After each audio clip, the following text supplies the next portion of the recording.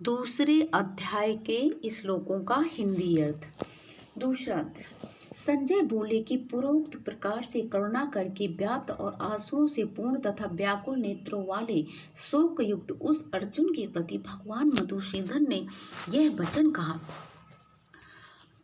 हे अर्जुन, तुमको इस विषम स्थल में ये अज्ञान किस हेतु से प्राप्त हुआ? क्योंकि यह न तो श्रेष्ठ पुरुषों से आचरण किया गया है, न स्वर्ग को देने वाला है, न कीर्ति को करने वाला है। इसलिए हे अर्जुन, न पुंसकता को मत प्राप्त हो, ये तेरे योग्य नहीं है। हे परम तप, तुझ हृदय की दुर्बलता को त्याग कर युद्ध के लिए खड़ा हो। तब अर्जुन बोले कि हे मधुसूदन, मैं रणभूमि में भीष्म पितामह और द्रोणाचार्य के प्रति किस प्रकार बाणों से युद्ध करूंगा? क्योंकि हे हरिसूदन, ये दोनों ही पूजनीय हैं। इसलिए इन महान भाव गुरुजनों को न मारकर इस लोक में भिक्षा का अन्न भी भोगना मैं कल्याणकारक समझता हूँ। क्योंकि गुरुजनों को मार करके भी इस श्लोक में रुधिर से सने हुए अर्थ और कामरूप भोगों को ही तो मैं भोगूंगा। और हम लोग ये भी नहीं जानते कि हमारे लिए क्या करना श्रेष्ठ है, अथवा ये भी नहीं जानते कि हम जीतेंगे या हमको वो जीतेंगे। और जिनको मारकर हम जीना भी नहीं चाहते, वे ही धृतराष्ट्र के पुत्र हमारे सामने खड़े हैं। इसलिए कायरता रूप दोष करके उपलब्ध हुए स्वभाव वाला और धर्म के विषय में मोहित चित्त हुआ मैं आपको पूछता हूँ, जो कुछ निश्चय कि वह कल्याणकारक साधन हो मेरे लिए कहिए। क्योंकि मैं आपका शिष्य हूँ, इसलिए आपके शरण हुए मेरे को शिक्षा दीजिए। क्योंकि भूमि में निष्कंटक धन धान संपन्न राज को और देवताओं के स्वामी पने को प्राप्त होकर भी मैं इस उपाय को नहीं देखता हूँ, जो कि मेरी इंद्रियों को सुखाने वाले शोक को दूर कर सके। संजय बोले कि हे राजन, निद्रा को जीतने वाले अर्जुन अंतर्यामी श्री कृष्ण महाराज के प्रति इस प्रकार कहकर फिर श्री गोविंद भगवान से युद्ध नहीं करूंगा, ऐसे स्पष्ट कहकर चुप हो गए। इसके उपरांत हे भरतवर्षी धृतराष्ट्र अंतर्यामी श्री कृष्ण महाराज ने दोनों सेनाओं के बीच में शोक अर्जुन को हंसते हुए से वचन कहे कि हे अर्जुन, तू न शोक करने वालों के लिए शोक करता है और पंडितों को इसे वचनों कहता है, परंतु पंडित जन जिनके प्राण भी चले गए हैं उनके लिए शोक नहीं करते, क्योंकि आत्मा नित्य, इसलिए शोक करना अयुक्त है। वास्तव में न तो ऐसा ही है कि मैं किसी काल में नहीं था, अथवा तू नहीं था, अथवा ये राजा लोग नहीं रहेंगे, और न ही ऐसा है कि स्यांग ये सब होंगे नहीं। किंतु जैसी जीवात्मा इस देह में कुमार, युवा और वृद्धावस्था होती है, वैसी अन्य शरीर को प्राप्ति होती है। उस विषय में धीर पुरुष मोहित नहीं होता है। अर्थात जैसे कुमार, युवा और जरावस्था रूप स्थूल शरीर का विकार अज्ञान से आत्मा में भासता है, और वैसे एक शरीर से दूसरे शरीर को प्राप्त होना रूप सूक्ष्म शरीर का विकार भी अज्ञान से आत्मा में भासता है। इसी तत्व को जानने वाला धीर पुरुष इस विषय में मोहित नहीं होता है। हे कुंती पुत्र, सर्दी, गर्मी और दुख सुख को देने वाले इंद्रियों और विषयों के संयोग तो क्षणभंगुर और अनित्य है। इसलिए हे भरतवर्षी अर्जुन, उनको तू सहन कर। क्योंकि हे पुरुष श्रेष्ठ, दुख सुख को समान समझने वाले जिस धीर पुरुष को ये इंद्रियों के विषय व्याकुल नहीं कर सकते, वह मोक्ष के लिए योग होता है। और हे अर्जुन, असत वस्तु का तो अस्तित्व नहीं है और सत का भाव नहीं है। इस प्रकार इन दोनों का ही तत्वज्ञानी पुरुषों द्वारा देखा गया है। इस न्याय के अनुसार नाश रहित तो उसको जान कि जिससे संपूर्ण जगत व्याप्त है, क्योंकि सब नाशी का विनाश करने को कोई भी समर्थ नहीं है। और इस नाश रहित अप्रमेय नित्य स्वरूप जीवात्मा के सब शरीर नाशवान कहे गए हैं। इसलिए हे भरतवंशी अर्जुन, तू युद्ध कर। जो इस आत्मा को मारने वाला समझता है तथा जो इसको मारा मानता है, वे दोनों ही नहीं जानते हैं, क्योंकि ये आत्मा न मारता है और न मारा जाता है। ये आत्मा किसी काल में भी न जन्मता है और न मरता है, अथवा न ये आत्मा होकर के फिर होने वाला है, क्योंकि ये अजन्मा, नित्य, शाश्वत और पुरातन है। शरीर के नाश होने पर भी यह नाश नहीं होता है। हे प्रथापुत्र अर्जुन, जो पुरुष इस आत्मा को नाश रहित, नित्य, अजन्मा और अव्यय जानता है, वो पुरुष कैसे किसको मरवाता है और कैसे किसको मारता है? और यदि तू कहे कि मैं तो शरीरों के वियोग का शोक करता हूँ, तो यह भी उचित नहीं है। क्योंकि जैसे मनुष्य पुराने वस्त्रों को त्याग कर दूसरे नए वस्त्रों को ग्रहण करता है, वैसे ही जीवात्मा पुराने शरीरों को त्याग कर दूसरे नए शरीरों को प्राप्त होती है।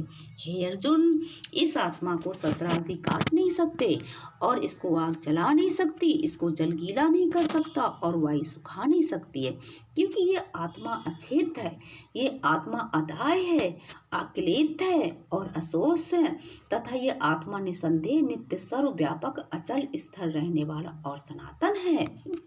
ये आत्मा अव्यक्त अर्थात इंद्रियों का अविषय, और ये आत्मा अचिंत अर्थात मन का अविषय, और ये आत्मा विकार रहित अर्थात न बदलने वाला कहा गया है। इससे हे अर्जुन, इस आत्मा को ऐसे जानकर तू शोक करने योग्य नहीं है, अर्थात तुझे शोक करना उचित नहीं है। यदि तू इसको सदा जन्मे सदा मरने वाला माने तो भी अर्जुन इस प्रकार शोक करने को योग्य नहीं है, क्योंकि ऐसा होने से तो जन्मने वाले की निश्चित मृत्यु और मरने वालों का निश्चित जन्म होना सिद्ध हुआ। इससे भी तू इस बिना उपाय वाले विषय में शोक करने के योग्य नहीं है। ये भीष्मात्माओं के शरीर मायामय होने से अनित्य है, इससे शरीरों के लिए भी शोक करना उचित नहीं है, क्योंकि हे अर्जुन, संपूर्ण प्राणी जन्म से पहले बिना शरीर वाले और मरने के बाद भी बिना शरीर वाले होते हैं, प्रतीत होते हैं, फिर उस विषय में क्या चिंता है। हे अर्जुन, ये आत्म तत्व तो बड़ा गहन है, इसलिए कोई महापुरुष ही इस आत्मा को आश्चर्य की जो देखता है, और वैसे दूसरा कोई महापुरुष इस आश्चर्य की जो इसके तत्व को कहता है, और दूसरा कोई ही इस आत्मा को आश्चर्य की जो सुनता है, और कोई कोई तो सुनकर भी इस आत्मा को नहीं जानता है। हे अर्जुन, ये आत्मा सबके शरीर में सदा ही अबद्ध है, इसलिए संपूर्ण भूत प्राणियों के लिए तो शोक करने के योग्य नहीं है, और अपने धर्म को देखकर भी तू भय करने के योग्य नहीं है, क्योंकि धर्म युक्त युक्त से बढ़कर दूसरा कोई कल्याणकारक कर्तव्य क्षत्रिय के लिए नहीं है। हे पार्थ, अपने आप प्राप्त हुए और खुले हुए स्वर्ग के द्वार रूप इस प्रकार के युद्ध को भगवान क्षत्रिय लोग ही पाते हैं, और यदि तू इस धर्मयुक्त संग्राम को नहीं करेगा तो स्वधर्म की कीर्ति और कीर्ति को खोकर पाप को प्राप्त होगा, और सब लोग तेरी बहुत काल तक रहने वाली अपकीर्ति को भी कथन करेंगे, और वे अपकीर्ति माननीय पुरुष के लिए मरण से भी अधिक बुरी प्रतीत होती है, और जिसको तू बहुत माननीय होकर भी अब तुच्छता को प्राप्त होगा। वे मार्थी लोग तुझे भय के कारण युद्ध से उपराम हुआ मानेंगे, और तेरी बैरी लोग तेरी तो सामर्थ्य की निंदा करते हुए बहुत से न कहने योग्य वचनों को कहेंगे। फिर इससे तुझे बहुत ही दुख होगा, क्योंकि या तो मरकर स्वर्ग को प्राप्त होगा, इससे तू युद्ध करना सब तेरे लिए सब प्रकार से अच्छा, क्योंकि या तो मरकर स्वर्ग को प्राप्त होगा अथवा जीत कर पृथ्वी को भोगेगा। इससे हे अर्जुन, युद्ध के लिए निश्चय वाला होकर खड़ा हो। यदि तुझे स्वर्ग तथा राज की इच्छा न हो तो भी सुख दुख लाभ हानि और जय पराजय को समान समझकर इसके उपरांत युद्ध के लिए तैयार हो। इस प्रकार युद्ध करने से तुम प्राप्त नहीं होगा। हे पार्थ, ये बुद्धि तेरे लिए ज्ञान योग के विषय में कही गई है, और इसी को अब निष्काम कर्म योग के विषय में सुन। जिस बुद्धि से युक्त हुआ तू कर्मों के बंधनों को अच्छी तरह से नाश करेगा। इस निष्काम कर्म योग में आरंभ का अर्थात बीज का नाश नहीं है, और उल्टा फल रूप दोष भी नहीं होता। इसलिए इस निष्काम कर्म योग रूप धर्म का थोड़ा भी साधन जन्म मृत्यु रूप महान भय से उद्धार कर देता है।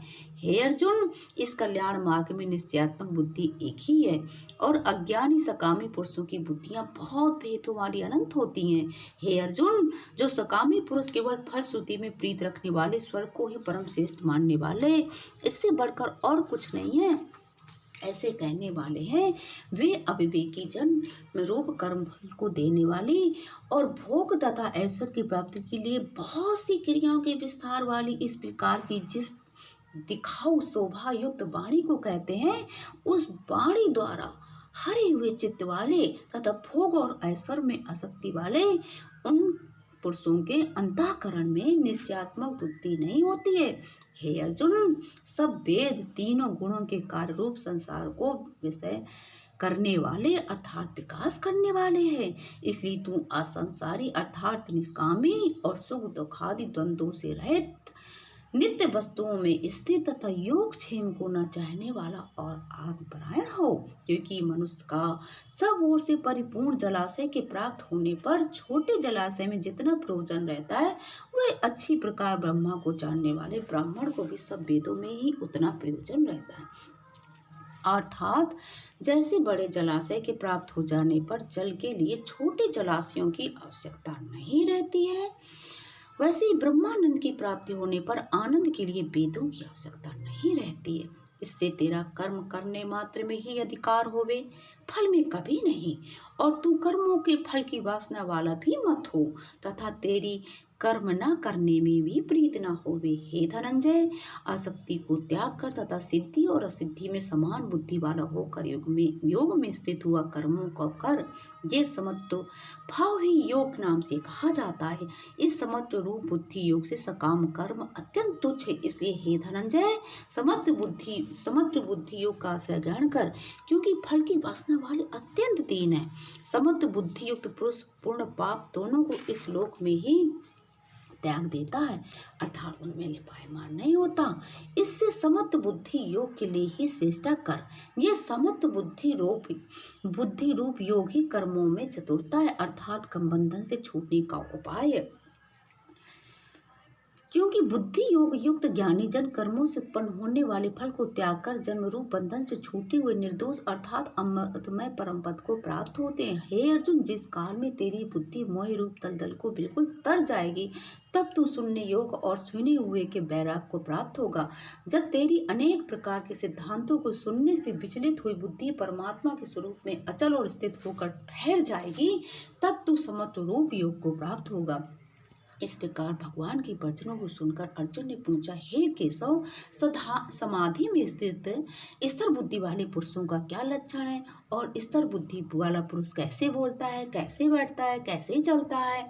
इसके उपरांत श्री कृष्ण महाराज बोले, हे अर्जुन, जिस काल में पुरुष मन में स्थित संपूर्ण कामनाओं को त्याग देता है, उस काल में आत्मा से ही आत्मा में संतुष्ट हुआ स्थिर बुद्धि वाला पुरुष कहा जाता है। तथा दुखों की प्राप्ति में उद्वेग रहते मन जिसका, और सुखों की प्राप्ति में दूर हो गई स्पृहा जिसकी, तथा नष्ट हो गए जिसके राग भय और क्रोध जिसके, ऐसा मुनि मनुष्य स्थिर बुद्धि कहा जाता है। जो पुरुष सर्वत्र स्नेह रहित हुआ उन शुभ तथा अशुभ वस्तुओं को प्राप्त होकर न प्रसन्न होता है और न द्वेष करता है, उसकी बुद्धि स्थिर है। और कछुआ जैसे अपने अंगों को समेट लेता है, वैसे ये पुरुष जब सब ओर से अपने इंद्रियों के विषयों से समेट लेता है, तब उसकी बुद्धि स्थिर हो जाती है। यद्यपि इंद्रियों के द्वारा विषयों को न ग्रहण करने वाले पुरुष के भी केवल विषय तो निवृत्त हो जाते, परंतु राग नहीं निवृत्त होता है। उस पुरुष का तो राग भी परमात्मा को साक्षात करके निवृत्त हो जाता है। और हे अर्जुन, जिससे कि यत्न करती बुद्धिमान पुरुष के भी मन को ये प्रमथन स्वभाव वाली इंद्रियां बलात् हर लेती हैं। इसलिए मनुष्य को चाहिए कि उन संपूर्ण इंद्रियों को बस में करके समाहित चित्त हुआ मेरे परायण स्थित होवे, क्योंकि जिस पुरुष की इंद्रियां बस में होती है, उसकी बुद्धि ही स्थिर होती है। हे अर्जुन, मन सहित इंद्रियों को बस में करके मेरे परायण न होने से मन के द्वारा विषयों का चिंतन होता है, और विषयों को चिंतन करने वाले पुरुष की उन विषयों में आसक्ति हो जाती है, और आसक्ति से उन विषयों की कामना उत्पन्न होती है, और कामना में विघ्न पड़ने से क्रोध उत्पन्न होता है, क्रोध से अविवेक अर्थात मूढ़ भाव उत्पन्न होता है, और अविवेक से स्मरण शक्ति भ्रमित हो जाती है, और स्मृति के भ्रमित हो जाने से बुद्धि अर्थात ज्ञान शक्ति का नाश हो जाता है, और बुद्धि के नाश होने से पुरुष अपने श्रेय साधन से गिर जाता है। परंतु स्वाधीन अंतःकरण वाला पुरुष राग द्वेष से रहित अपने बस में की हुई इंद्रियों द्वारा विषयों को भोगता है, और अंतःकरण की प्रसन्नता अर्थात स्वच्छता को प्राप्त होता है।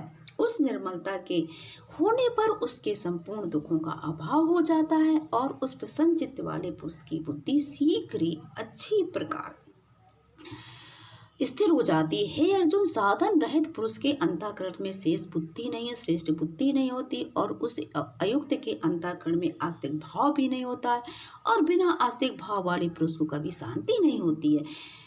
फिर शांति रहित पुरुष को सुख कैसे हो सकता है? क्योंकि जैसे जल में वायु नाव को जैसे हर लेता, वैसे ही विषयों में विचरती हुई इंद्रियों के बीच में जिस इंद्रिय के साथ मन रहता, वह एक ही इंद्रिय इस अयुक्त पुरुष की बुद्धि को हरण कर लेती है। इससे हे महाभाव, जिस पुरुष की इंद्रियां सब प्रकार से इंद्रियों के विषयों से बस में की होती, उसकी बुद्धि स्थिर होती है। और हे अर्जुन, संपूर्ण भूत प्रातलियों के लिए जो रात है, उस नित्य शुद्ध स्वरूप परमानंद में भगवान को प्राप्त हुआ योगी पुरुष जागता है। और जिस नाशवान क्षणभंगुर सांसारिक सुख में सब भूत प्राणी जागते हैं, तत्व को जानने वाले मुनि के लिए वह रात्रि है। जैसे सब ओर से परिपूर्ण अचल प्रतिष्ठा वाले समुद्र के प्रति नाना नदियों के जल उसको चलायमान न करते हुए समा जाते हैं, वैसे जिस स्थिर बुद्धि पुरुष के प्रति संपूर्ण भोग किसी प्रकार का विकार उत्पन्न किए बिना ही समा जाते हैं, वह परम पुरुष शांति को प्राप्त होता है,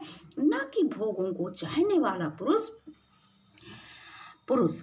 क्योंकि कर्ण भगवान अर्जुन जी से कहते हैं कि क्योंकि जो पुरुष संपूर्ण कामनाओं को त्याग कर ममता रहित और अहंकार रहित स्पृहा रहित हुआ बरतता है, वह शांति को प्राप्त होता है। हे अर्जुन, ये ब्रह्मा को प्राप्त हुए पुरुष की स्थिति है। इसको प्राप्त होकर योगी कभी मोहित नहीं होता है और अंत काल में भी इस निष्ठा में स्थित होकर ब्रह्मानंद को प्राप्त हो जाता है। ये गीता का दूसरा अध्याय समाप्त हुआ। इति श्रीमद्भगवत गीता रूपी उपनिषद एवं ब्रह्म विद्या तथा योग शास्त्र विषयक श्री कृष्ण और अर्जुन के संवाद में सांख्य योग नामक दूसरा अध्याय समाप्त हुआ। बोलिए श्री कृष्ण गोविंद हरे मुरारे, हे नाथ नारायण वासुदेवा।